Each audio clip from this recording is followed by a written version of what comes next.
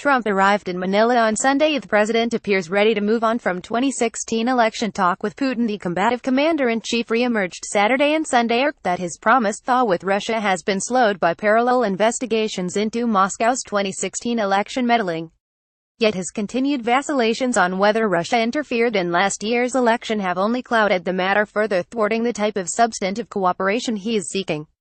Traveling through Asia this week, Trump's top aides insisted the meddling must be addressed if the two leaders met.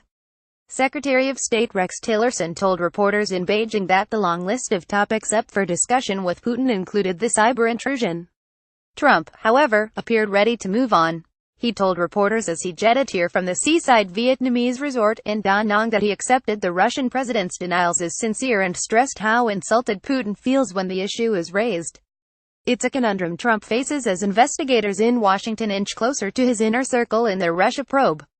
Deeply sensitive at the implication the Russian intrusion makes him appear illegitimate, Trump has been unable so far to say definitively whether Putin and his government was behind it.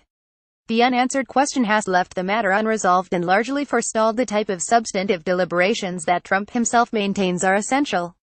I want to be able, because I think it's very important to get along with Russia, to get along with China, to get along with Vietnam, to get along with lots of countries, because we have a lot of things we have to solve, Trump said during a news conference here on Sunday. I feel that having Russia in a friendly posture, as opposed to always fighting with them, is an asset to the world and an asset to our country, not a liability.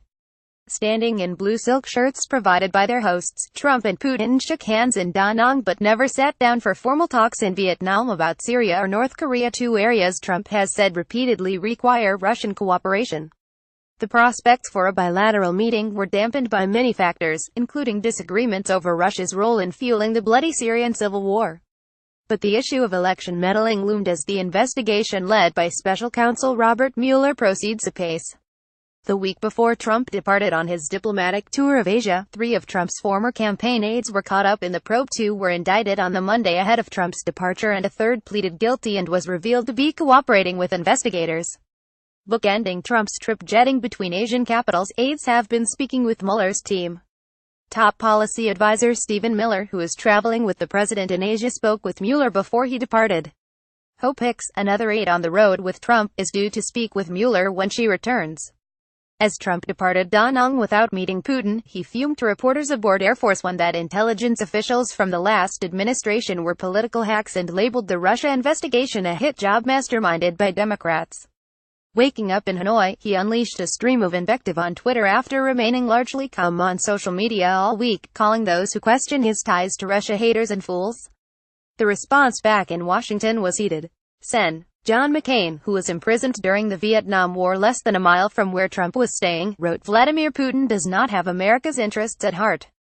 To believe otherwise is not only naive but also places our national security at risk." Trump modulated his tone standing outside the mustard-hued presidential palace in Hanoi, saying that he sided with U.S. intelligence agencies, who determined months ago that Russia was behind the interference. But asked directly whether Russia was responsible for the meddling, he skirted the question again and avoided putting the matter to rest.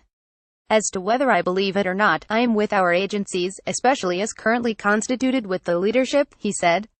His grudging, caveated acceptance of a finding the U.S. intelligence community arrived at months ago put him closer to the position of most of those in his administration. But it stopped short of answering the direct question he was posed about whether Russia was responsible. In polling, Americans increasingly see the Russian meddling as a grave issue. In a CNN survey conducted this month, about 64% now say the investigation into Russian efforts to influence the U.S. presidential election in 2016 is a serious matter that should be fully investigated, while just 32% see it as an effort to discredit Trump's presidency.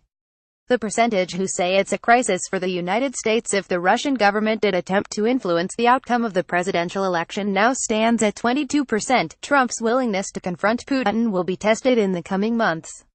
Trump is required to impose new sanctions on Russian entities by January 29 under a law passed by Congress over the summer. The same law required the administration to identify targets for the sanctions by the beginning of last month. A roster of targets arrived 3 weeks late. In his remarks on Sunday, Trump suggested that imposing new sanctions on Russia was misguided. "People don't realize Russia has been very, very heavily sanctioned," Trump said. They were sanctioned at a very high level, and that took place very recently. It's now time to get back to healing a world that is shattered and broken.